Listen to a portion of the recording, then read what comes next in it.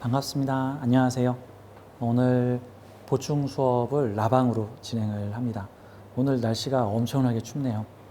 정말 살벌하게 추운 날입니다. 자, 이제 보충 수업 라방은요, 여러분들이 채팅방이나 기타 다양한 내용으로 질문해 주신 내용들을 모아다가 질문 답변 형식으로 상담 강의를 해드릴 거예요. 그래서 우선 저희 수강생 단톡방에 올라온 질문들 몇 가지에 대해서 같이 답변을 드리겠습니다. 라방 시작하기 전부터 오셔서 인사 나눠주신 분들께 감사합니다. 고맙습니다. 이제 시작할게요. 저희 단톡방 수강생들의 그러니까 저희 온라인으로 제 강의를 구입해 주신 분이나 오프라인 수강생들이 함께 모이는 우리 수강생 단톡방이 있는데, 그곳에 이번엔 질문이 그렇게 많이 안 올라왔는데 질문한 내용들을 좀 볼게요.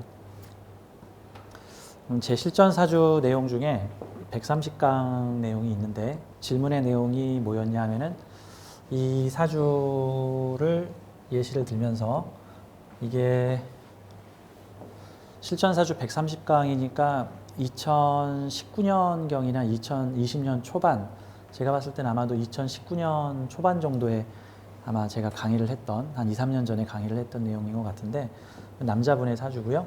이 사주에서 질문이 뭐였냐면은 사주가 현재 무제 사주입니다. 남자분 사주고 신민년, 정유월, 기축, 갑술. 지금 나이가 30대 초반 정도 되신 분이신데, 이 사주 공부를 할 때 제가 대운에서 33, 43 계사대운과 임진대운에 이때 이 사주가 경제적 발복을 할 것이다, 재물을 벌 것이다 라고 이제 그렇게 강의를 했었어요. 그래서 근데 이제 질문하신 분은 이 계사대운과 임진대운은 12운성적으로 계사태, 임진묘가 되니까 천간에 있는 수의 재성들이 기운이 약해서 이게 돈을 번다고 하기 좀 어렵지 않느냐, 이거를 돈을 벌 수 있다고 봐야 되느냐 라고 질문하신 내용이신데, 상당히 합리적인 질문이시고요. 명리 공부하시면서 이 부분은 맞아요. 의심 한번 해보셔야 되는 부분이에요. 천간 재성이 삼효절퇴지에 놓여서 올 때, 천간 재성이 삼효절퇴지에 놓여서 올 때에는 해당 천간의 재성 기운이 상당히 상징적인 거예요. 좋게 말해서 상징적, 나쁘게 말하면 힘이 좀 없죠. 그러니까 돈의 기운이 좀 약한 거죠. 맞습니다. 합리적인 질문이세요. 거기에 대한 좀 답변을 좀 해드리도록 할게요. 자, 우선 명리학과 돈, 사주와 돈에 대해서 좀 설명을 해보겠습니다. 사주와 돈. 일반적으로 명리를 조금 배우게 되면 내 사주에 돈복이 있나 없나를 되게 관심이 있어 하시죠? 맞습니다. 내 사주에 돈복이 있는가. 보통 무슨 인자를 많이 보냐 하면은 재성 중요하게 여기죠. 근데 재성만 돈이 아니에요. 이거는 꼭 마치 우리 몸의 영양소가 뭐 지방이나 당만 영양소로 바뀌느냐? 아니죠. 단백질도 영양소로 쓰고, 지방도 영양소로 쓰고, 당도 영양소로 쓰죠. 보통은 당 성분은 가장 빠르게 영양소로 쓰지만 가장 빨리 소진돼 버려서 저장이 안 되죠. 이 당을 저장해 놓은 게 지방이죠. 지방은 바로 에너지로는 못 쓰지만 오래 비축해 놓고 쓸 수 있죠. 그래서 살 빼려면은 유산소 운동을 해서 몸에 지방을 빼라 그러죠. 마찬가지로 명리학계에서도 재성은 마치 당 같아요. 사람 몸의 당 성분은 금방 에너지로 빼서 쓰지만 금방 흩어져 버리죠. 없어져 버리죠. 재성을 그래서 유동자산, 재성을 유동자산, 그 다음에 인성을 부동자산이라고 합니다. 그래서 명리학에서는 재성은 환급성이 빠른 돈, 인성은 환급성이 다소 떨어지는 돈, 하지만 저장하고 비축하기 좋은 돈이라고 칩니다. 그러면 내 사주에 재성이 많으면 현금성 재산이 많다라는 뜻이고, 내 사주에 인성이 많으면 부동자산이 좀 많다, 환급이 잘 안 되는 재물이 많다는 뜻이죠. 그럼 운에서 재성과 인성이 함께 들어오면, 운에서 재성과 인성이 함께 들어오면, 특히 대운에서 들어오면은 한 10년 정도를 좀 장기적으로 작동을 하죠. 그러면은 문서와 돈이 함께 들어오다, 부동자산과 유동자산이 함께 들어오다입니다. 그러니까 이렇게 보죠. 우리 명리학에서 재성만 돈이 아니라 인성도 돈이다. 사실 그렇게 치면 관성도 돈이고요. 비겁도 돈이에요. 관성은 권리재산, 비겁은 사람이 재산. 근데 관성과 비겁은 재물로 쓰기가 무척 어려워요. 상당히 어려워요. 난이도가 높아요. 근데 재성은 현금화하기가 되게 쉬워요. 그 대신에 금방 흩어져요. 자, 그런 개념으로 한번 보자고요. 이 계사대운하고 임진대운의 이 남자분의 사주, 우선 이 사주에 대해 잠깐 설명드리면은 제가 상담했던 때는 이분이 나이가 29이었는데 지금은 한 32살 정도 됐을 거예요. 그 당시에 전기기사를 막 시작한 지 얼마 안 되었던 시점이고 부모님이 저하고 상담을 하셨고 전기기사를 시작을 했는데 이 사주의 내용은 제가 편인도식의 직업성 해가지고 강의를 했던 내용입니다. 지금 이 사주는 편인도식성이 있죠. 천간의 인성을 가지고 있고 식신을 극하고 있는 형태니까 식신만 있으면 바로 써먹는 기술인데 인성이 붙어 있으면 노력을 해서 써먹어야 되는 기술입니다. 어떤 게 나아요? 바로 써먹는데 한계가 있는 기술이 나아요? 바로 써먹지는 못하고 좀 오랜 시간이 걸려서 써먹어야 됐지만 그래도 지속적으로 성장하는 게 나을 수 있겠어요? 어떤 측면에서는 이런 식으로 식신에 인성을 붙여놓으면 바로 써먹는데 시간이 걸려요. 노력을 해야 돼요. 공부를 해야 돼요. 기술을 받아들이는데 시간이 좀 필요해요. 오랜 숙련이 들어가요. 어떤 사람이 척 보고 그거를 엄청 잘했어요. 이거는 식신의 능력이고 오랫동안 연구하고 갈고 닦고 시험을 거쳐서 실패를 거쳐서 사용하게 되었어요. 이런 게 인성과 식신이 서로 맞닿아 있을 때 나타나요. 근데 그 중에서도 가장 이 식신에 대한 브레이크, 누르는 능력, 천천히 해, 브레이크 능력이 강한 게 편인이에요. 정인보다 편인이 식신을 이렇게 누르는 기운이 강해요. 그래서 오랫동안 눌려있다가 성장을 하면 이게 장인의 별이 돼요. 잘 쓰면 장인, 못 쓰면 편인도식으로 아는 건 많은데 너무 성장이 늦어요 라고 하는 일이 걸릴 수도 있죠. 그래서 저는 보통 자녀 사주나 젊은 사람들의 사주를 볼 때 이렇게 나의 기술성, 이거 식신격이죠. 식신격인데 편인이 이렇게 붙어 있으면은 꼭 모래주머니 몸에 매달고 뛰는 사람 같은 거, 모래주머니 매달고 처음에 뛸 때는 아이고 힘들어 하지만 모래주머니에 익숙해지면은 나중에 모래주머니를 풀으면은 그때서부터 날아다녀요. 편인 도식 걸려 있는 사주에서 재성이 들어와서 편인을 재화를 하면은 그게 일종의 모래주머니 풀고 뛰는 거예요. 자, 이 사주는 나의 기술성, 전문 기술성이죠. 신금 유금이니까 아주 예리한 기술성, 아주 초정밀 예리한 거 해주면 좋겠죠. 보통 사주에 신금 유금 많은 사람들이 예리하고 정밀한 거를 안 하면 평상시에 예민해지는 경향들이 있어서 직업상으로 좀 예민하고 정밀한 걸 해주면 좋고, 특히 요 금의 기운이 정밀 기술의 상징이고 화의 기운이 인터넷, 유튜브, 전기, 첨단 기술의 상징이기 때문에 이런 사주가 요즘 시대에 태어났다면 정밀기계, 뭐 IT, 반도체, 뭐 근데 사람에 따라 다르겠지만 이분은 전기기사 일을 시작을 하셨습니다. 그래서 제가 잘했다, 전기기사 하시면 잘하겠다라고 말씀을 드렸고, 제가 사주를 보신 분한테 이 사주는 현재 너무 좀 속도가 좀 더딜 것이다, 기술을 습득해 가는 데 있어서 좀 버벅거릴 수도 있고 이 자격을 딸 때까지 기술을 좀 원만하게 쓰지를 못해요. 내가 이 편인 자격을 따게 돼서 이 식신에 대한 기술을 원만하게, 즉 정밀한 기술에 대한 공부와 수용이 이루어지면은 이 분야의 장인이 될 것이다. 그런데 만약에 이 편인이라는 모래주머니를 탁 떼어내고 나면 날아다닌다고 제가 말씀을 드렸죠. 천간 재성운이 오면은 편인 도식 걸려서 식신으로 뭐 좀 해보려고 그러면 천천히 하고 편인 누르고 있었는데 재성이 와서 식신생재 재극인 치면서 이 사주가 날아다녀요. 드디어 내 재능이 인정받다. 그러면 대운에서 천간 재성운 이럴 때죠. 계사대운, 임진대운.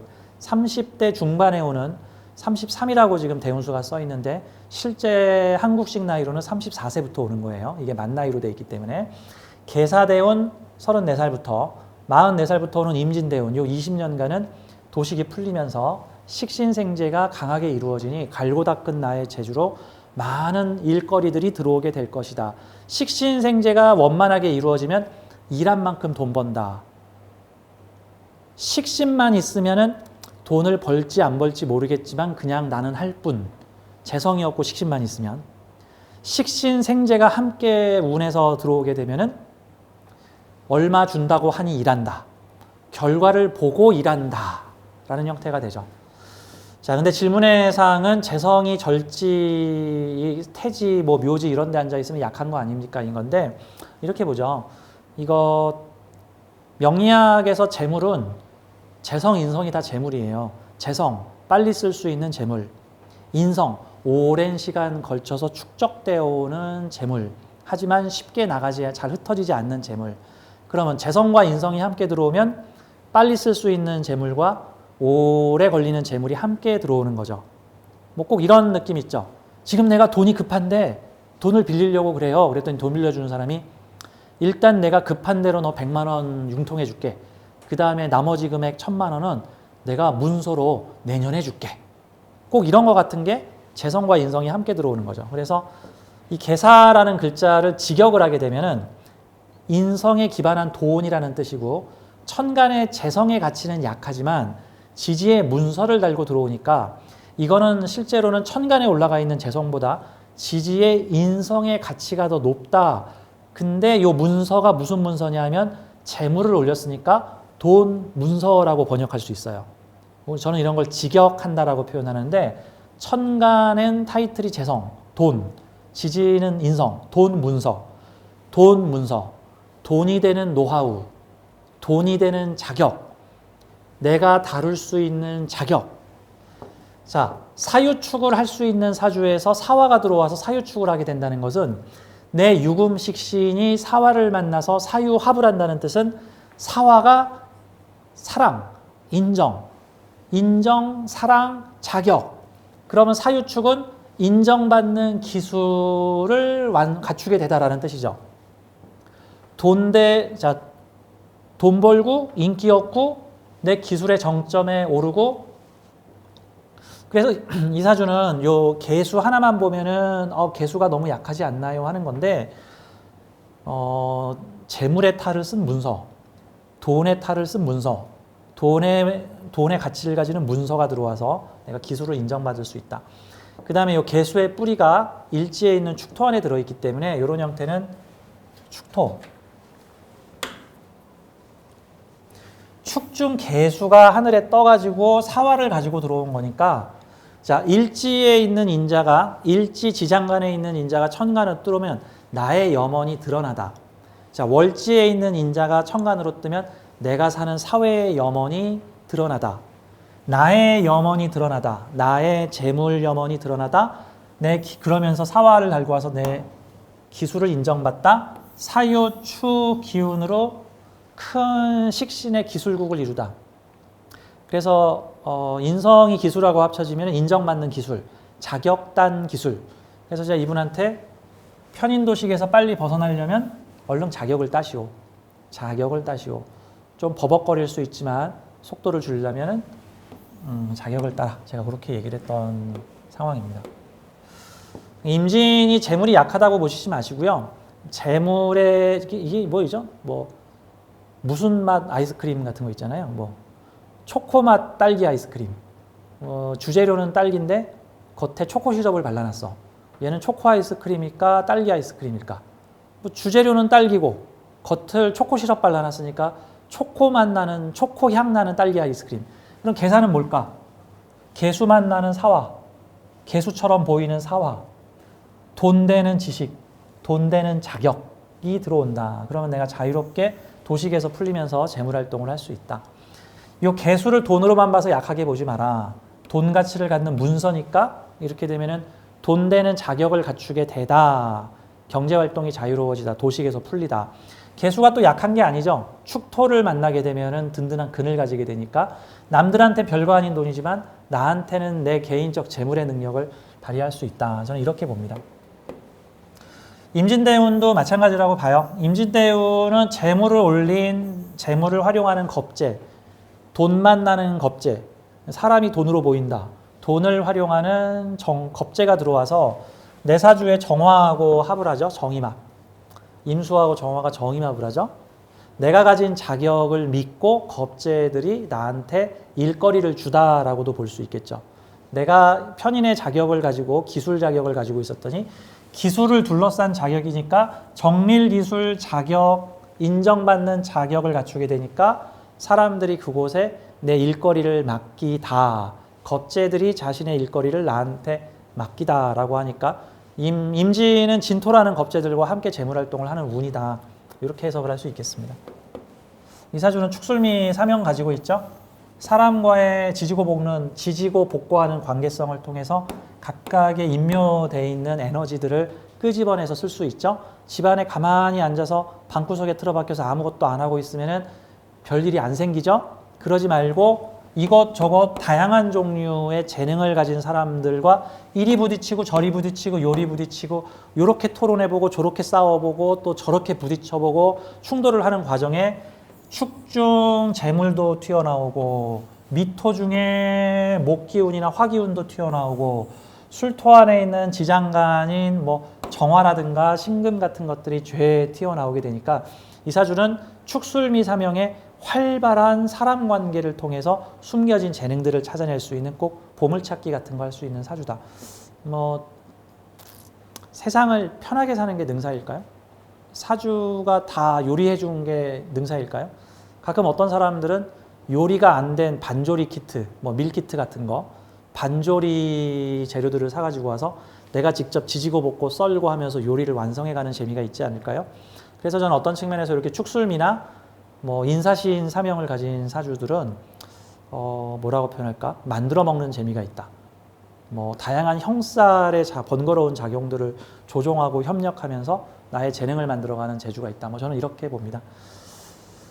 3년 전에 봤던 사주인데 지금 이제 어느 정도 자리 잘 잡으실 거라고 저는 생각을 합니다. 그리고 좀 요 얘기를 좀 해보고 싶어요. 가끔 제 실전 사주 강의에 대해서 이제 질문하시는 분들께 이 부분 좀 설명드릴게요. 동일 사주가 동일한 삶을 살지 않습니다. 그래서 사주를 볼 때는 이 사주가 나타낼 수 있는 다양한 스토리를 머릿속에 가능성 1, 미래 1, 미래 2, 미래 3, 미래 4, 미래 5 등등 여러 개의 미래를 생각해 봐야 됩니다. 즉, 이 사주는 축술미 사명 때문에 안 좋을 수도 있고 축술미 사명 때문에 좋을 수도 있고 요 사주에서 인성 때문에 식신을 못 쓰고 있을 수도 있고 편인이 있음에도 불구하고 식신을 쓸 수도 있어요. 그렇죠?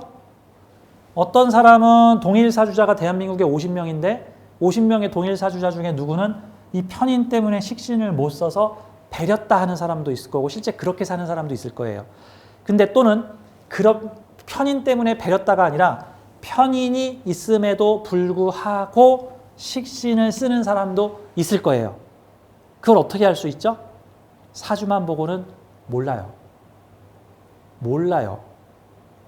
알 수 있다고 착각하지 마세요. 그냥 모르는 건 모르는 거예요. 모를 뿐. 불교에서 흔히 쓰는 말이죠. 모를 뿐.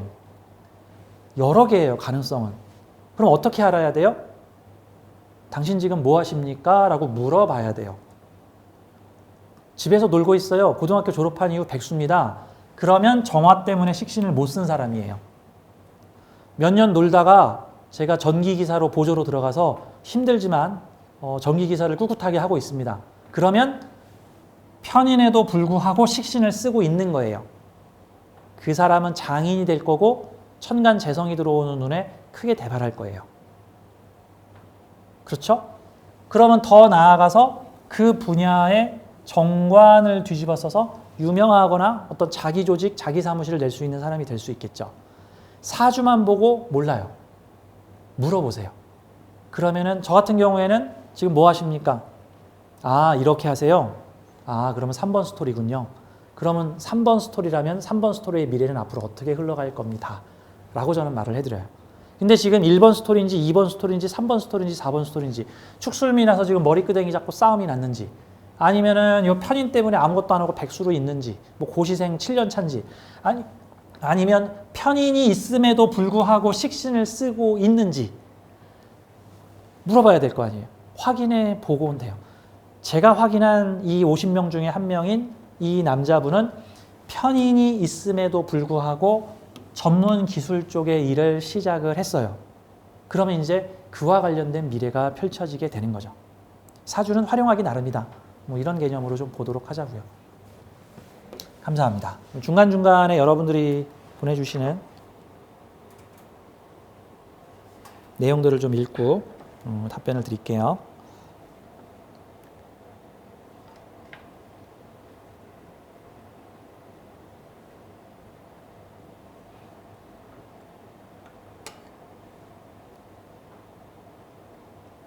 화면이 꺼졌어요.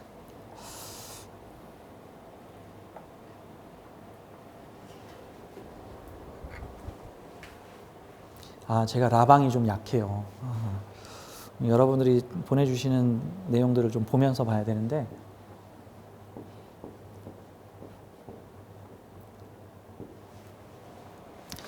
자, 이번엔 다음 주제로 한번 넘어가 볼게요. 중간중간 여러분 질문이 있으면 제가 답변 드리겠습니다.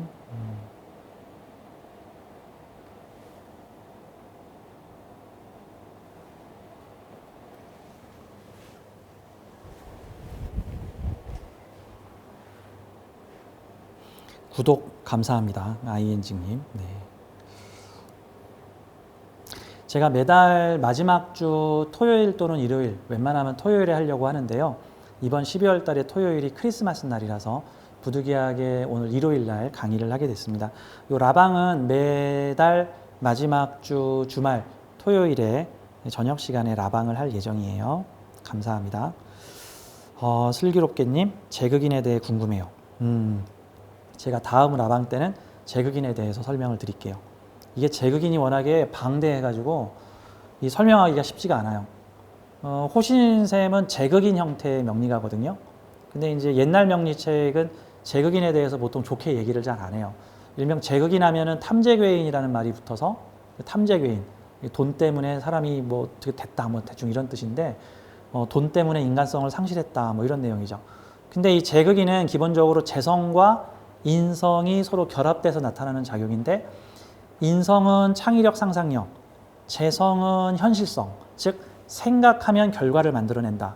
생각을 하고 판단 분석을 한다.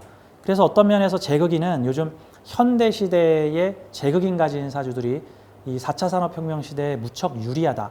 상상을 현실로, 의식, 개혁, 상상력, 상상한 것은 이루어진다.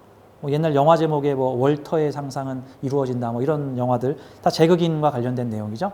금융, 주식, 재테크, 주식으로 돈 벌고 싶어요? 비트코인으로 돈 벌고 싶어요? 저도 영끌 해가지고 집 사면 돈 벌 수 있을까요? 이런 부동산 매매와 관련된 거, 이거 재성과 인성, 둘 다 제가 아까 전에 부동자산, 유동자산, 빨리 쓸 수 있는 재산, 천천히 쓰는 재산, 이런 식으로 제가 표현드렸죠. 둘 다 재물의 상징이에요. 재성과 인성을 잘 쓰면은 문서재산과 현금재산을 함께 벌 수 있다. 문서재산을 현금재산으로 바꾸고 현금재산을 문서재산으로 바꾸고 그러면 그 차익을 넘기는 거, 뭐 환율과 관련된 거, 뭐 주식, 뭐 부동산, 뭐 각종 문서의 가치를 매기는 거, 뭐 자산관리사, 자산평가사 이런 등등들이 다 제극인의 물상이고요.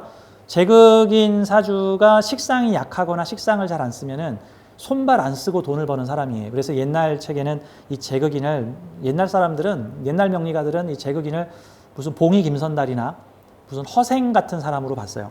이게 한마디로 옛날에는 제극인은 사기꾼 아닌가? 열심히 땀 흘려서 농사를 지어서 먹고 살아야 되는데 머리 써서 돈을 벌다니 약간 그런 내용들이었죠. 제극인은 내용이 워낙에 무궁무진하게 큽니다. 이건 다음 강의 때 제극인에 대한 내용을 좀 참고할게요.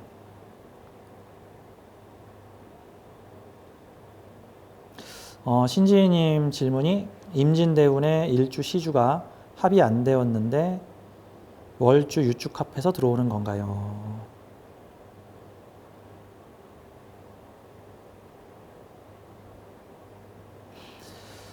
운에서 들어오는 글자가 꼭 일주하고 합을 할 필요는 없잖아요.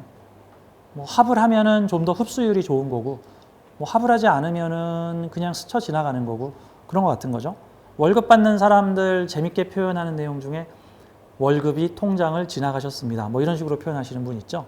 돈이 들어왔는데 머물지 않고 계속 무슨 돈으로 나가고 무슨 돈으로 나가고 무슨 돈으로 자동이체되고, 어쨌든 지나가잖아요. 돈이 흐르는 거죠. 운에서. 사주에서 꼭 일주하고 운에서 들어온 글자가 합이 안 되더라도 뭐 월주하고 합될 수 있잖아요. 뭐 나하고 합은 되지 않지만 나의 인성하고 합되잖아요. 이런 경우는. 제가 아까 전에 좀 설명드렸죠. 임수가 들어와서 정화하고 합하잖아요. 정임합. 그럼 월주에 내 기술 라이센스라고 보면 되잖아요. 이 사주. 내 기술 라이센스에 돈이 붙은 거잖아. 그러면 조건이 붙었죠. 내가 기술 자격, 즉 기술 라이센스가 있으면은 겁재들이 나한테 돈을 맡긴다. 나한테 일거리를 준다. 근데 이게 정제면 뭐예요? 고정 일거리잖아요. 아무개 전기기사 무슨 건물과 10년 계약 맺다. 아무개 기사 무슨 일거리에서 고정적인 일을 하다. 보통 연예인들이 정재훈을 만나면 고정 라디오 프로그램 같은 거 맡아요. 뭐 1, 2년짜리. 뭐 예를 들어서 송혜 아저씨 IBK 기업은행과 7년 동안 연예 광고 계약 맺다. 7년 동안 고정적으로 나한테 돈이 들어오잖아. 이런 것도 일종의 정제적이라고 볼 수 있죠. 임진대운이 되면은 겁재가 자신의 재성, 자신의 경제활동을 나의 인성과 나의 라이센스와 합을 한다. 일주하고 합이 안 되더라도 월간하고 합이 되잖아요. 그러면 나의 사회적 활동에서 그 돈을 받아먹을 수 있다라고 보면 되죠. 만약에 시주에 정화가 있는데 시주하고 정임합을 했으면 뭘까요? 나의 개인적 라이센스와 합을 했다라고 보면 되죠. 나의 개인적 문서 자격과 돈이 합했다.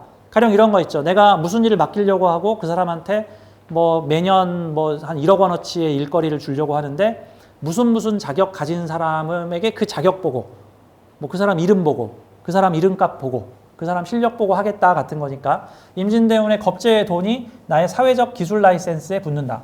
사회적 기술 라이센스에 붙는다. 사회적 기술 자격에 겁재의 돈이 붙는다. 그러면 임진대운 오기 전에 자격 따놔야죠. 확실하게. 그러면 내가 자격 가진 만큼 돈이 붙겠죠. 돈이 붙겠죠. 뭐 그런 형태로 볼 수가 있죠.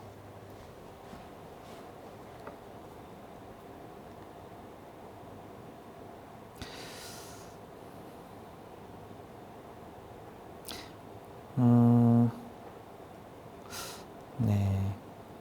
재성이 있으면 편인 식신이 있어도 도식 안 되는 건가요? 라고 우리 슬기롭게님이 물어보셨네요. 재성이 있으면 편인 식신, 자 편인하고 식신이 붙어 있나 떨어져 있나 봐야 되고요. 재성이 가까이 있나 멀리 있나 좀 봐야 되겠죠. 편인 식신과 재성이 서로 쪼르르 연결돼 있으면 도식이 일어나면 재성이 와서 풀고 도식이 일어나면 재성이 와서 풀고 이제 그런 걸 명리학에서는 병약 구조라 그래요. 병약 구조. 뭐 쉬운 말로 병 주고 약 주고 병 주고 약 주고. 자, 병이 들었더니 약이 있다. 병이 들었더니 약이 있다. 무슨 문제가 생겼는데 그 문제를 해결하여 오히려 전화위복 되었다. 또 무슨 문제가 또 터지고 나서 그 문제를 해결하여 또 전화위복이 되었다. 그렇게 문제를 해결해 나가다 보니 내가 발전 성장하여 그 분야의 전문가가 되었다. 이런 게 병약 구조 같은 거죠. 뭐 예를 들어서 우리가 옛날에 좋아하는 셜록 홈즈 같은 거 있죠. 셜록 홈즈 같은 미스테리 소설, 추리 소설들은 어떤 내용이죠? 주로 풀기 어려운 정체된 사건들이 벌어지죠. 경찰들이 도저히 못 풀겠어. 그래서 이 사건을 셜록 홈즈한테 의뢰를 해. 셜록 홈즈도 한동안 고민을 해. 만약에 셜록 홈즈가 편인도식에 안 걸렸으면 그냥 순식간에 후두둑 풀어버렸을지도 몰라. 편인도식이 걸리니까 자기도 고민 이거 어떻게 풀어야 되나? 어떻게 풀어야 되나? 하다가 그 일을 탁 풀어. 해결했다. 그게 도식 걸린 식신을 재성으로 구해낸 거죠. 그런 사건이 생기면 생길수록 어려운 문제들을 내가 풀어나갈수록 이제 웬만한 문제는 다 풀 수 있는 능력을 가지게 되는 거.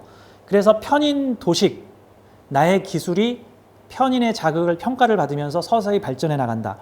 재성이 있으면은 그 발전 속도가 빨라지면서 문제를 해결하고 문제가 터지면 해결하고 하면서 발전 성장. 나중에는 이제 큰 돈도 벌 수 있고 큰 일을 할 수 있는 사람이다. 그래서 병약 구조는 병에 들었다가 낫고 하면서 내가 모든 병원체의 항체를 가지게 되었다. 이런 식으로 보시면 돼요. 그래서 부딪히면서 성장한다라고 보시면 됩니다. 근데 사주 원국에 편인 도식만 있고 재성이 없다. 이거 시간이 좀 걸려요, 이러면. 대운, 세운에서 재성운이 올 때 한꺼번에 해결되다라고도 볼 수 있고요. 또는 아예 그냥 재성 없이 꿋꿋하게 서서히 거북이처럼 해결하다. 편인도식은 꼭 거북이 달리기 같은 건데 서서히 엉금엉금 가면 되죠. 뭐 토끼가 아니라 거북이죠. 아무래도 편인도식은. 하지만 끝까지 갈 수 있다. 편인도식은. 그래서 장인의 별이라 그래요. 성공하면.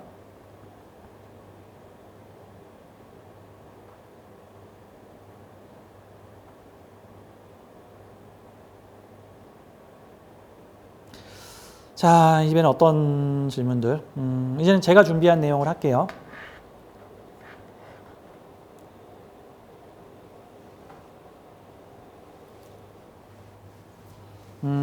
질문 하나가 더 있군요.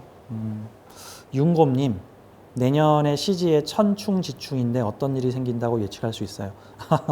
이건 제가 사주 봐야 합니다. 호신쌤도 편인이 많아가지고 되게 신중해요. 그래서 사주를 다 보지 않으면 제가 말을 잘 함부로 하지 않습니다. 사주를 보지 않고 단편적으로만 답변을 하게 되면 정말 답변이 수백 가지 종류가 나올 수 있죠. 근데 그거 어떻게 다 얘기를 해? 그런데 그 중에 몇 개만 얘기했는데 그 중에 해당 안 되면 기분 나쁘잖아. 편인들은 완벽주의를 좀 추구하다 보니까 그런 점에 대해서는 사주를 좀 봐야 합니다. 일단은 근데 이거는 하나 확실하죠. 내 사주 원국에 있는 어떤 간지와 천극지충, 이제 천충지충이라는 말을 쓰는데 이제 오리지널로 제대로 말을 하려면 천극지충이 맞죠. 왜냐하면 천간은 충이라고 표현하기보단 극이라고 표현하는 게 더 맞는 거니까. 천극지충이 내년에 내 사주 간지에서 나타난다. 주로 시주는 나의 가장 개인적인 부분이죠. 시주를 쓰시는 분도 있고 안 쓰시는 분도 있을 거예요. 참고로 사주 8글자 다 쓰시는 분 별로 없습니다. 한 서너 글자 정도들 많이 써요.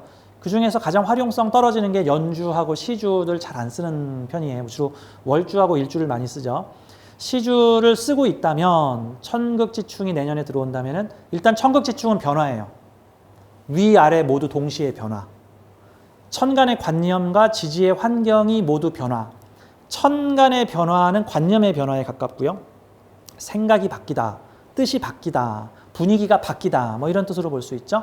지지의 충은 변화죠. 역시나 변화. 주로 환경의 변화, 실체적 환경의 변화. 그러면 천극지충은 내 시주와 관련해서 생각이 바뀌고 환경도 변화되다. 이게 생각이 바뀌어서 환경이 바뀐 건지 환경이 바뀌어서 생각이 바뀐 건지 그건 이제 닭이 먼저냐 알이 먼저냐 같은 건데 그닥 중요하지 않죠. 그러면 내 사주의 시주를 내가 지금 되게 중요하게 쓰고 있다 그러면은 그 내용이 바뀔 수 있다라는 거고 아직 안 쓰고 있다라고 한다면은 뭐 그닥 별일 없는 거고 뭐 개인적 취미 활동이 변화되든가 시주를 어떻게 쓰고 있는지를 알아야지 그 효과에 대해서 얘기를 할 수 있어요. 일단은 천극지충이 들어오면은 해당 간지의 변화다. 좋은 겁니까? 나쁜 겁니까? 좋을 수도 있고 나쁠 수도 있고 모르죠 그거는.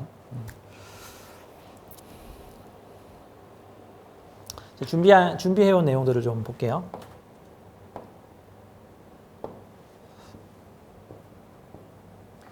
질문하신 내용 중에 이제 이건 역학총님에 올라온 질문인데 이 역학총님의 그 게시판 질문에 이런 내용이 있습니다. 이제 네이버 카페예요. 역학총님은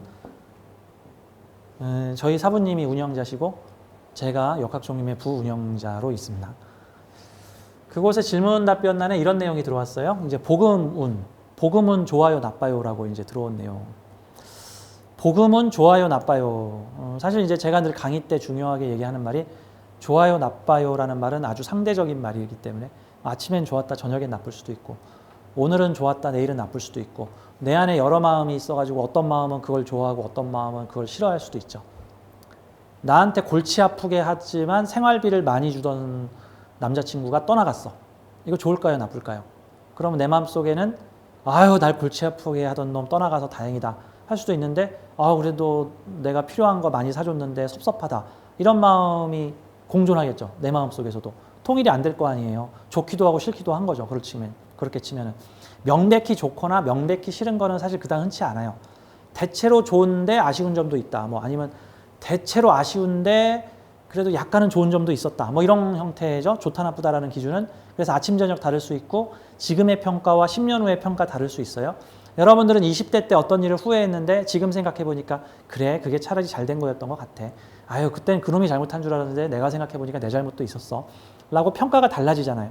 우리나라도 광주 5.18 민주화 운동을 그 당시에는 되게 안 좋게 평가하다가 5년, 10년이 지나서 평가가 달라지고 지금 현대시대에는 완전히 평가가 달라졌죠. 근데 또 일부의 사람들은 또 다른 생각을 가지는 사람들도 있죠. 마찬가지로 좋다 나쁘다는 기준이 참 애매합니다. 자, 복음이 좋아요 나빠요 라고 물어봤는데 일단 복음론에 대해서 좀 설명을 좀 드려볼게요. 이런 예를 한번 들어보겠습니다. 이 예를 이민일주가 있다고 해봐요. 이민일주가 있다면 내년에 복음운을 만나게 돼요. 명리학에서 복음운은 같은 글자가 중복되는 것을 복음운이라고 얘기를 합니다. 그래서 천간이 중복되는 게 천간 복음운, 지지가 중복되는 게 지지 복음운, 그 다음에 천간 지지가 모두 중복되는 게 간지 복음운, 운에서 중복되는 게 복음운, 운이 아니라 원국 자체에 똑같은 글자들이 있을 때에는 아예 원국 복음, 거기서 운이라는 말을 빼죠. 그냥 복음 이렇게 얘기를 합니다. 복음 이게 이제 엎드려서 신음하다라는 식으로 이제 보통을 표현을 하는데요. 일반적으로 명리학에서는 그닥 좋게 표현을 하지 않습니다만 우리는 좀 다른 생각을 좀 가져볼게요. 그냥 무조건 나쁘다 뭐 이렇게만 얘기하지 말자고요. 이 명리학계의 통계가 대체로 같은 사건이 벌어지더라도 안 좋게 상황이 벌어진 사람들이 철학관으로 달려와서 나 어떻게 하면 좋아요? 라고 문의를 하다 보니까 주로 부정적인 데이터는 많이 잡히고 해당 에너지가 좋게 활용된 경우에는 주로 데이터가 잘 안 잡혀요. 그러니까 우리 집에 좋은 일 생겼어요 하고 경찰서에 오는 사람들 없잖아요. 우리 집에 나쁜 일이 생겼어요. 저 좀 도와주세요 하고 경찰서에 오잖아요. 사실 명리가한테 저한테 좋은 일이 생겼어요 하고 명리가한테 달려오시는 분들이 별로 없잖아요.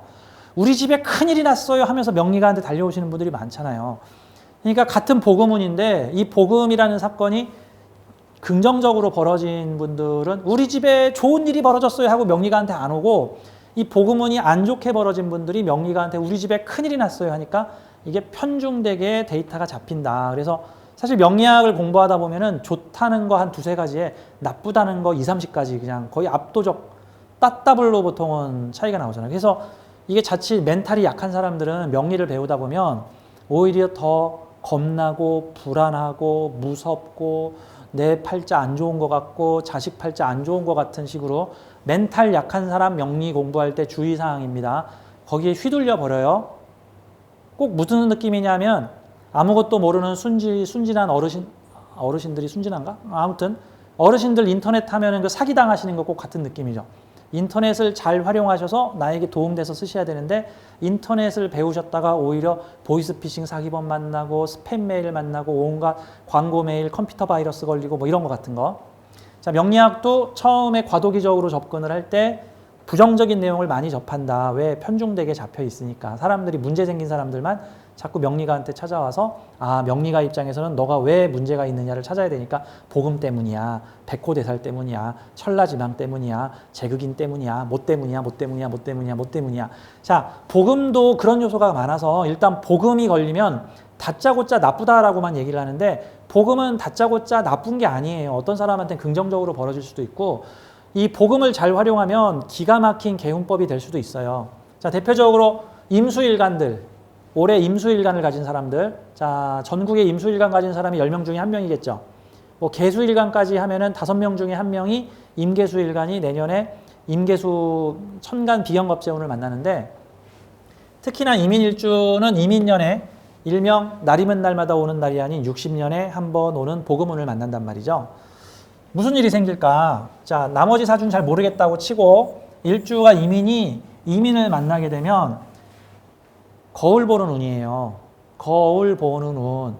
백설공주에 나오는 여왕이 거울아 거울아 세상에서 누가 제일 예쁘니? 꼭 이런 것 같은 운이죠. 나 같은 사람을 보는 운이에요. 사람들은 나에 대해서 많이 알기도 하지만 모르기도 하죠. 그럼 이렇게 보면 돼. 이민년에 만나는 사람이 나의 거울이다. 근데 만약에 이민년에 만난 사람이 나를 힘들게 했다. 그럼 내가 다른 사람들을 힘들게 했나 보구나. 이민년에 사기꾼 만났다. 아, 나한테 그런 숨겨진 에너지가 사기꾼 기질이 있었을 수도 있구나. 그게 내 발등을 찍었구나. 나의 거울이 나한테 나타나서 나한테 그 짓을 했구나. 뭐 이런 역할 같은 거죠. 내가 주변 사람들과 되게 화목하게 잘 지낸다면 이게 긍정적으로 발현될 수도 있는 거죠. 그러니까 60년에 한 번씩 소크라테스가 한 말이 있죠. 너 자신을 알아라. 너 자신을 알아라 하는 말이 60년에 한 번씩 오는 일주 복음운이라고 보면 돼요. 월주 복음운은 사회궁이 다시 업그레이드 되는 운이라고 보면 되는 거고, 사회궁 업그레이드, 최신 버전으로 사회궁이 같은 글자긴 같은 글자인데 최신 버전 업그레이드야. 만약에 우리 집 냉장고에 계란이 오래 묵어 있었는데 그 계란을 꺼내고 계란 있던 자리에 싱싱한 새 계란을 넣었어. 싱싱한 새 계란을 넣었어. 요즘 버전으로. 우리 집 내 자동차의 타이어 들어있던 자리에 타이어를 새 걸로 갈아 꼈어. 이게 사회궁 복음운이고요. 일주 복음운은 내가 그렇게 변해야 되는 운이에요. 다른 사람들과 함께 만나서. 그래서 거울을 보는 운이라는 것은 내가 교수가 되고 싶으면 교수들 따라다니시고, 내가 박사가 되고 싶으면 박사 따라다니시고, 내가 부자가 되고 싶으면 부자들 따라다니시고, 내가 착한 사람이 되고 싶으면 착한 사람 따라다니시고, 내가 고시공부 합격하고 싶으면 고시공부 합격한 사람들을 따라다니세요. 그게 내 거울이니까. 그게 내 미래 모습이니까. 그게 내 앞으로의 모습이니까. 그래서 복음운에 나랑 비슷한 사람 만나서 안 좋다. 이거 사실 이상하잖아요. 나랑 비슷한 사람 만났는데 안 좋아? 그게 뭘까? 나랑 비슷한 사람 만났는데 내가 안 좋아? 내가 이상한 놈이란 거잖아. 그러면 나랑 비슷한 사람이 모였는데 서로에게 해를 끼쳐? 이거 그러면 나를 돌아봐야 되는 운이에요. 그래서 복음운은 나를 돌아보는 운. 내가 사람들을 긍정적으로 만들어주는 사람이라면 나 같은 사람이 나타나서 나를 긍정적으로 만들어주는 운이다. 내가 부자가 되고 싶은 사람이라면 부자를 만나세요. 그러면 이때 복사전이 현상이 나타납니다. 복사전이 현상. 술 좋아하는 사람들은 이럴 때 술 좋아하는 사람들 만나겠죠. 그렇죠? 뭐 자전거 좋아하는 사람들은 자전거 동호회에서 활동을 할 수 있겠죠. 앞으로 부자가 될 사람들은 부자 클럽에 들어가서 부자들과 함께 서로 복사, 전이, 모방, 벤치마킹 할 수 있겠죠. 능력 전이가 일어날 수 있다. 즉 운이라는 것은 좋다 나쁘다가 아니라 활용하기 나름이다. 활용하기 나름이다. 같은 형태로 저는 보여집니다. 뭐 비슷한 얘기를 한번 해볼까요? 이번에는 다른 거. 예를 들어서 이민일주가 아니라 임신일주가 있다고 한번 쳐봐요. 임신일주는 천간에서는 천간복음인데 지지에서는 반대의 기운이 나타나죠. 그러면 천간에서는 성향은 같지만 임술은 임수인데, 같은 임수인데 만약에 임신일주가 내년에 운을 만난다고 해봐요. 예를 들어서 응용을 하는 겁니다. 지금 저랑 같은 임수일주인데 신금을 가진 임신일주가 이민년을 만난다고 하면은 이게 나의 변화를 나타내는 거예요. 나의 변화. 나 같은 사람을 만나긴 하는데 근데 다른 환경에 있는 나 같은 사람을 만나는 운이란 뜻이에요. 나는 주로 편인을 다루는 사람인데 이 사람들은 주로 식신을 쓰는 사람이란 뜻이에요. 그러면 이민들과 어울려 평소에 편인 쓰는 내가 식신 써보아라 라고 하는 거죠. 자, 한번 이렇게 보죠. 인성은 주로 생각하고 기획하기, 아이디어 내기죠. 인성은 주로 생각하는 거죠. 식신은 주로 행동하는 거죠. 생각만 많고 행동을 안 하네요 라는 말은 인성이 식신을 못 움직이게 했던가 인성은 많고 식신이 없든가 하는 현상이죠. 근데 인성을 가지고 있는 내가 식신운을 만나게 되면은 생각만 하고 있던 것을 실행에 옮기다. 책 쓰려고 머릿속에 구상은 많이 있었는데 이때 한번 직접 행동에 옮겨보다. 야구를 한번 해보고 싶었는데 머릿속에서만 생각이 났는데 한번 가서 야구를 해보다. 뭐 하와이를 가보고 싶었는데 이왕이면 일지충이니까 안방도 좀 배울 건 하와이나 제주도에 가서 한 달 살이를 좀 해보다. 뭐 이런 형태로 자, 생각해왔던 것을 행동에 옮기다. 만약에 교육자라 그러면은 내가 알고 있는 것을 표현하고 드러내고 가르치고 베풀고 나누고 기르고 키우다. 인성을 주로 받는 것으로 사용했던 사람이라면 이민년에는 주어보다. 받는 것을 주어보다. 인푸트한 것을 아웃푸트 해보다. 라는 형태로 안 해본 체험해보다. 라는 형태로 보면 되죠. 임신이 이민을 만났다. 그럼 안 해본 체험해보다. 자, 편인 쓰던 사람이 식신도 써보다. 그런 경험을 해보아라라고 운에서 기회를 준다라고 보시면 될 것 같아요.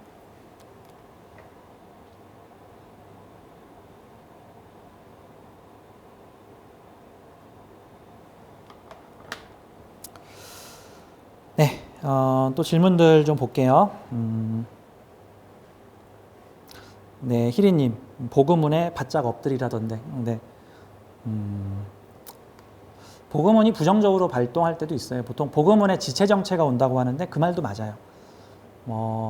집에 있는 냉장고에 계란 새로 바꿔 낄 때 일시적으로 계란을 못 먹겠죠. 타이어 바꿔 낄 때 일시적으로 자동차가 못 움직이겠죠. 보통은 새로 재정비하는 운이다. 복음운에 나를 새로 재정비하는 운이다. 그러다 보니까 그때는 뭔가 진행되던 것이 좀 버벅될 수 있다. 컴퓨터로 치면 컴퓨터에 무슨 부품을 바꾸는 운이다. 그러면은 컴퓨터가 버벅대거나 잠시 작업이 멈출 수도 있죠.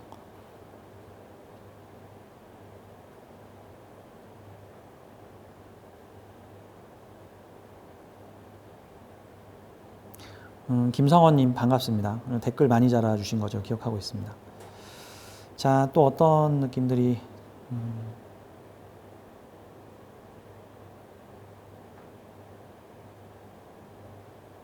복음은 좋게 작용하시는 분들도 많아요. 복음운에 개운을 좀 하십시오.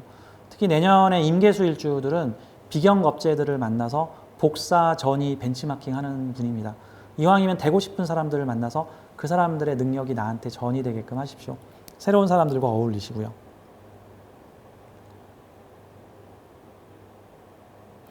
계묘일주는 계묘년에 복음운이 들어오죠. 천을귀인은 천을귀인인 거고 계묘일주들은 계묘년, 2년 후죠. 2년 후에 복음운을 만나죠. 내년은 이민일주들이 일주 복음운을 만나고 계묘년에는 계묘일주가 일주 복음운을 만납니다.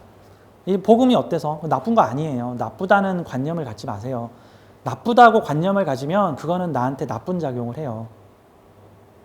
나쁘다는 관념을 가지면 그게 나한테 나쁜 작용을 한다고요. 내가 믿어서 이루어지는 거예요. 내가 믿어서. 너무 휘둘리지 마세요. 그거에. 운이 좋은 사람들은 좋은 징크스를 많이 가지고 있어요. 이러면 돈 번다.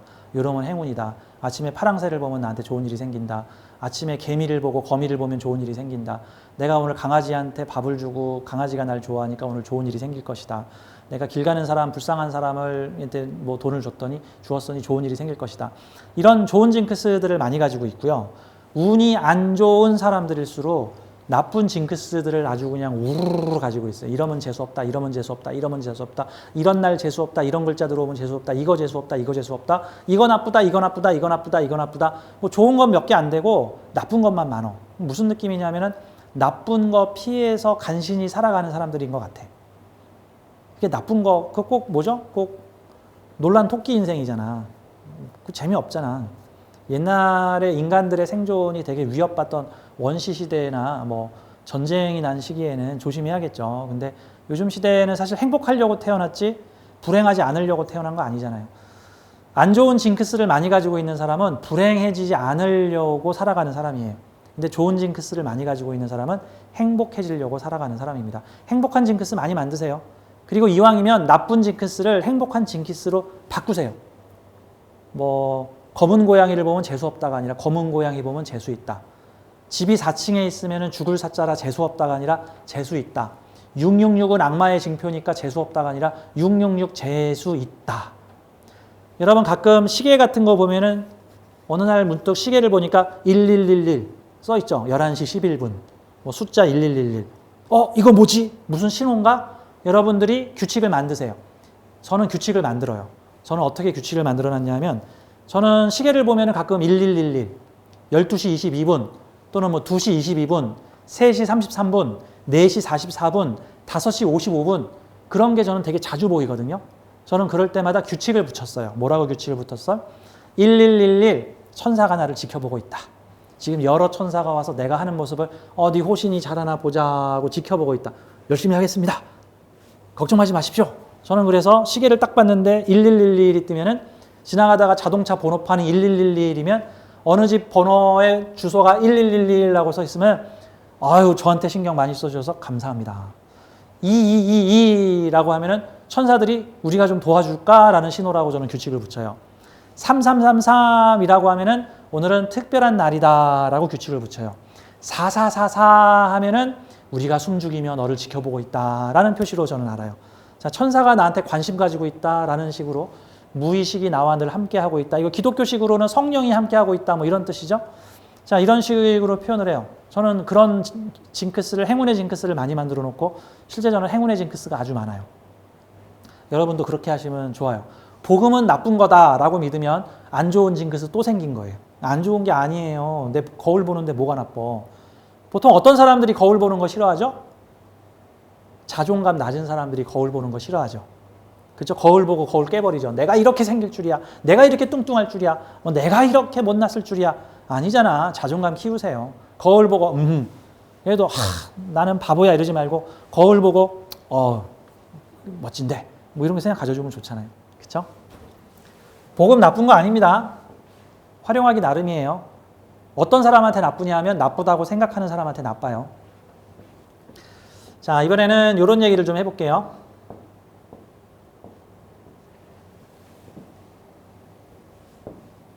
사주 보는 법, 팁. 사주 보는 법, 팁. 저는 사주를 구조로 좀 많이 해석을 해요.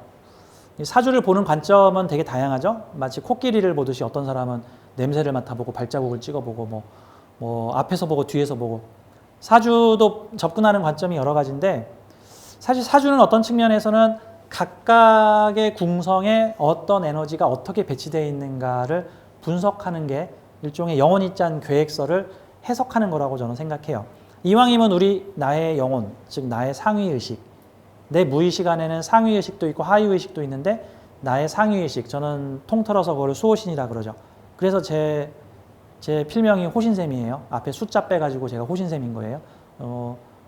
사람들은 자기를 지켜주는 수호신들이 있고 나의 인생을 설계한 것도 나의 상위의식, 즉 나의 수호신들이에요.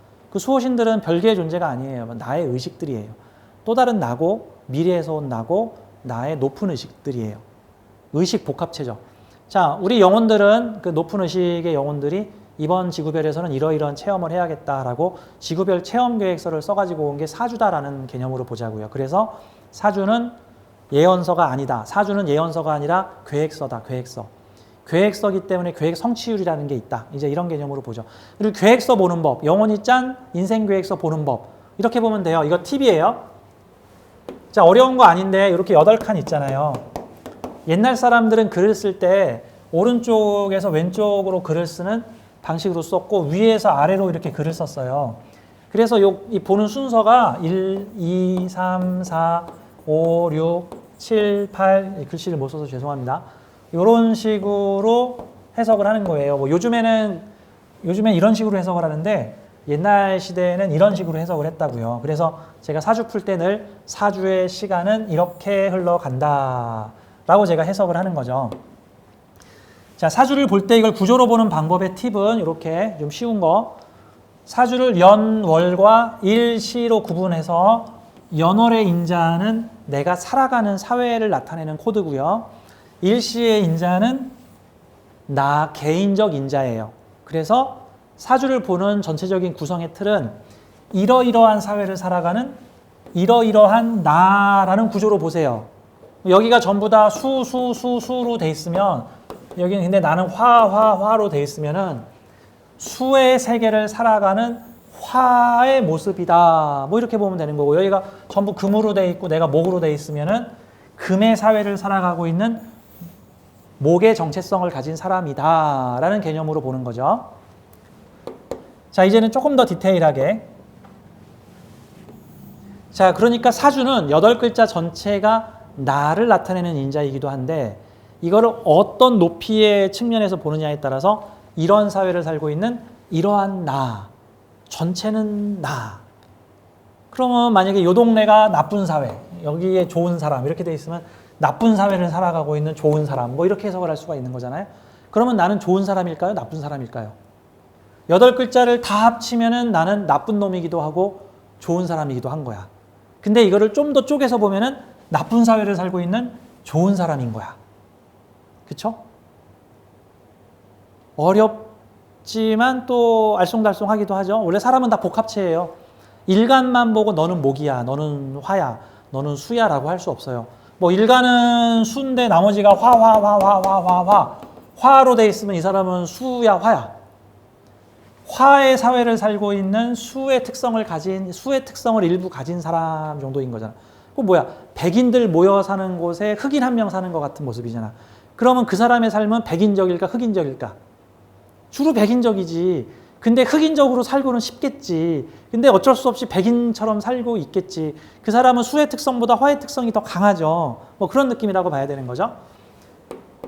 그래서 저는 사주를 볼 때 주재료가 있고 핵심 재료가 있다. 일단은 사주의 특징을 보는 거죠. 자, 이제 진도를 좀 더 나가보면 사주에서 먼저 봐야 될 것은 여기와 여기의 관계를 먼저 핵심적으로 보세요. 이게 중심 뼈대야. 이게 사주의 척추. 월지와 일간, 이게 척추. 나머지는 저기 군살들.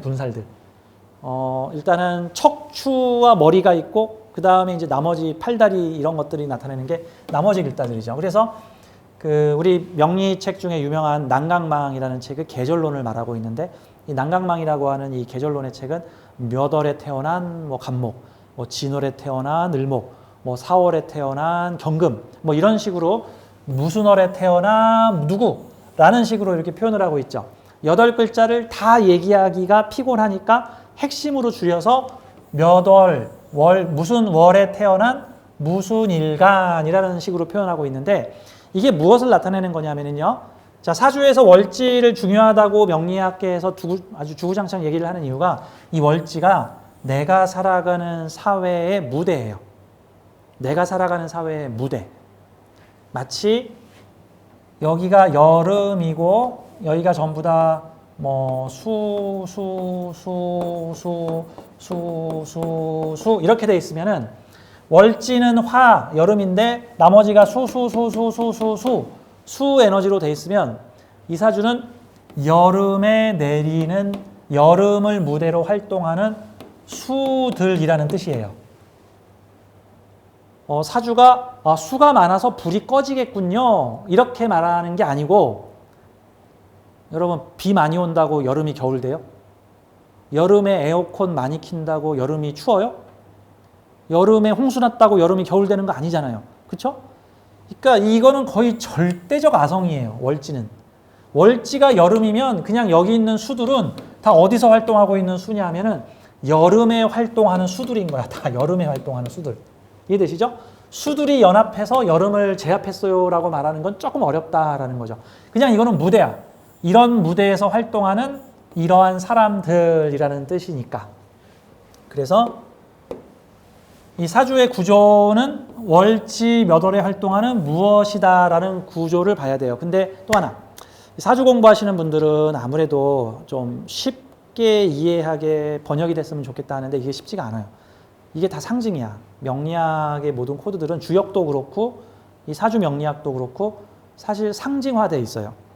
상징을 잘 풀려면 요즘 현대시대에 엄청나게 유행하는 말이 있는데 메타인지라는 말이 있죠. 이 메타라는 말은 뭔가를 초월하다라는 뜻을 가지고 있죠. 뭐를 넘어서다 뭐 이런 뜻이잖아요. 메타인지 능력이 뛰어난 사람들이 상징을 잘 풀어요.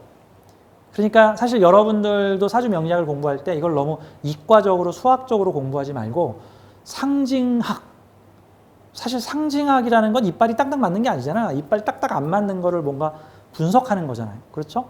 그러니까 상징을 해석하다. 메타인지를 높여야 된다. 메타인지 어떻게 높여요? 이거는 이제 그쪽 전문 강사들이 하셔야 될 일이긴 한데 내가 가르칠 말은 아닌데 상상력, 창의력을 죽이지 마십시오. 상상력, 창의력. 그래서 아무튼 요러요러한 사회에 살고 있는 요러요러한 나다. 여기에 각자 무슨 글자가 박혀 있느냐에 따라서 그거는 부대적 환경이고 우리는 이거를 전체적으로 내 삶의 인생이 이러이러한 사회에서 이러이러한 환경을 만나겠구나라고 생각을 해야 되는데 그 다음 또 하나 사주로 모든 것을 알 수 있다라는 생각을 가지게 되면 그 순간 진도가 멈춰요. 사주로 모르는 것도 많다를 생각해야지 다음 진도로 나가요. 내가 그때 왜 교통사고가 났을까를 사주로 풀려고 하는데 안 풀린다고 해서 그거에 막혀 있으면 다음 진도가 안 나가요. 교통사고는 그게 사주 때문일 수도 있고 카르마일 수도 있어요. 카르마도 중요한 변수인데 사실 우리는 카르마에 대해서는 알 수가 없어요. 그건 우리 인간한테 허용된 게 아니에요. 그거는 그냥 징조나 증세를 보고 짐작을 할 뿐이지 사주에는 카르마적인 요소가 나와 있지 않아요. 우리의 현실에 영향을 미치는 요소는 아주 다양해요. 현실에 영향을 미치는 그 우리의 운명에 영향을 미치는 요소가 다양하기 때문에 사주 하나만 가지고 알 수 있다? 없어요. 몰라요. 우리 안에 있는 수호신들 상위 의식한테 물어보면 알려줄까? 알려줘요. 하지만 100% 알지 못해요. 수호신도 레벨이 있거든요. 바로 위에 수호신, 그 위에 수호신, 그 위에 수호신, 그 위에 수호신, 저 위에까지 올라가면 신하고 맞닿아 있어요. 신이야, 신. 그러니까 나의 궁극의 상위 의식은 신이라고. 자, 근데 이건 마치 내가 지금 전투부대인데 지금 내가 왜 총 들고 쟤네랑 싸워야 되는지 내 중대장한테 물어봐. 근데 중대장이 알려줄 수도 있는데 중대장이 모를 수도 있어. 그럼 대대장한테 물어봐야겠죠. 대대장이 알 수도 있지만 대대장은 몰라. 연대본부에서 하라고 하니까 한 거야. 나도 몰라. 쟤네들을 왜 총을 쏴야 되죠? 몰라. 연대본부에 물어봐. 그럼 연대장이 알 수도 있죠. 연대장이 모를 수도 있죠. 사단장이 알 수도 있죠. 또는 사단장이 모를 수도 있죠. 군단장 수준에 가야지 알 수 있는 사건도 있고 중대장 수준에서 알 수 있는 사건들도 있는 거예요. 나한테 벌어진 일이 중대장 명령에 의해서 벌어진 일인지 사단장 명령에 의해서 벌어진 일인지 군단급 작전에 내가 휘말려서 지금 내가 무슨 격전을 벌이고 있는 건지는 사실 그것까지는 우리는 모르는 거야. 그러니까 사주라고 하는 내 개인 일정표만 가지고 내 개인 인생 계획서만 가지고 모든 것을 알 수는 없다 정도로 여러분들이 좀 생각을 해보세요. 모르는 건 일단 모른다라고 제쳐놓고 다른 요인이 있겠구나라고 참고를 하면서 그래서 명리학을 공부하면서 좀 다양한 학문들에 대한 탐구를 같이 해보셔야 됩니다. 명리 하나를 모든 인생을 알 수 있는 만병통치약으로 생각을 하지 마십시오. 제가 왜 이런 얘기를 하냐면은 명리학은 답을 알려주는 학문이 아니라 우리한테 질문을 던지는 학문이에요. 답을 알려주는 게 아니라 질문을 알려주는 학문이다. 무슨 뜻이냐 하면은 너는 이러이러한 환경에서 이렇게 살게 될 거야. 어떻게 할래? 라고 우리한테 다 알려주는 거예요. 너는 이곳에 가서 성공할 거야, 실패할 거야가 아니라 너는 이런 곳에서 이러한 경험과 체험들을 하고 이러한 시험들을 받게 될 거야. 한번 열심히 해보아라. 자, 성공하고 실패하고는 내 하기 나름이에요. 정해져 있는 게 아니야. 내 하기 나름이야. 우리의 미래는 하나가 아니에요. 우리의 미래는 여러 개예요. 우리 명리학은 여러 개의 미래 중에 하나를 유도하는 거예요. 가장 가능성 높은 미래를 찾아서 그 미래를 예측하는 거죠. 근데 미래가 여러 개일 수도 있어. 현재 나의 상황을 봐서 미래를 예측하는 거기 때문에 내가 확 변하면, 내가 사람이 변하면, 내가 막 담배도 끊고 막 공부도 열심히 하고 막 남 때리던 거 안 때리고 술도 끊고 막 사람이 변하면 그러면 그 사람의 운명도 변해요. 습관이 변하면 그 사람도 변해요.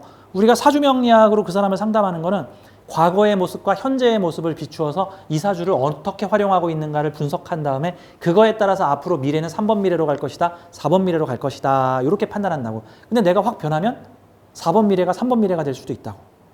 그런 요소로 보자고. 미래는 하나가 아니다. 미래는 되게 여러 개다. 우리 하기에 따라서 3번 미래, 4번 미래, 5번 미래가 달라질 수 있다 정도로 보는 거예요.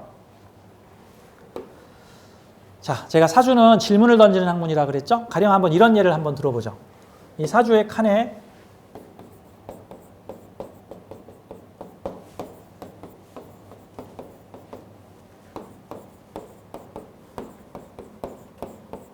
가령 이렇게 한번 봅시다. 월지가 재성사회야. 십성적으로 볼 때 재성사회인데 나머지 글자가 인성이란 뜻이야. 그럼 이 사주는 어떻게 해석을 해야 될까요? 이번 지구별의 어떤 미션 체험을 가지고 어떤 경험과 체험을 해보라는 뜻일까요? 뭐 식상도 없고 관성도 없고 무조건 나하고 인성 그 다음에 제격사회야. 우리한테 질문을 던지고 있죠. 너는 이런 환경에서 살아보게 될 거야. 주로 이런 현상들이 나타날 거야. 어떻게 살래? 라고 하는 거죠. 뭘까요? 재성사회에서 머리 쓰는 사람이란 뜻이죠. 사주가 온통 제극인이죠. 재성사회에서 머리 쓰는 사주란 뜻이에요. 머리 쓰는 사주. 재성하고 인성이 같이 있을 때 사주에서 재성하고 인성 중에 어느 게 월지를 차지하고 있나 보세요. 그게 인성이 월지를 차지하고 있으면 인성사회에서 재성 활용하는 사람이고 재성이 월지를 차지하고 있으면 재성사회에서 인성 쓰는 사람이에요. 자, 화장실에서 밥을 먹는 사람이 있고요. 밥 먹는 곳에서 똥 싸는 사람이 있어요. 되게 웃기죠? 근데 장소가 어디냐에 따라서 달라지는 거죠. 자, 재성사회에서 인성 쓰는 경험을 해 보시오. 이게 좋아요, 나빠요라고 물어보면 이게 어떻게 좋아요, 나빠요라고 할 수 있죠? 이 모델을 잘 활용하면 좋은 거고 잘 활용하지 못하면 나쁜 거죠. 그럼 뭐야? 재성사회인데 식상으로 돈 버는 것도 아니고, 그렇죠? 관성으로 돈 지키는 것도 아니고, 그러면 이건 돈을 공부하는 사회라는 뜻이잖아. 돈을 공부, 인성의 특징은 수용이잖아. 인성의 키워드는 수용, 받아들이기. 인성이 재성하고 붙어 있으면 돈에 대해 알기. 인성이 관성하고 붙어 있으면 관을 받아들이기, 관을 수용하기. 인성이 비겁하고 붙어 있으면 사람에 대한 이해하기. 인성이 식상에 붙어 있으면 식상을 받아들이기, 식상을 이해하기, 식상을 연구하기잖아요.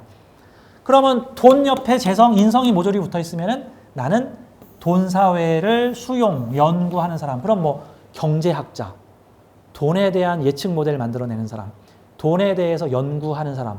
근데 중심은 뭐야? 돈 사회에서 인성 활용하는 사람.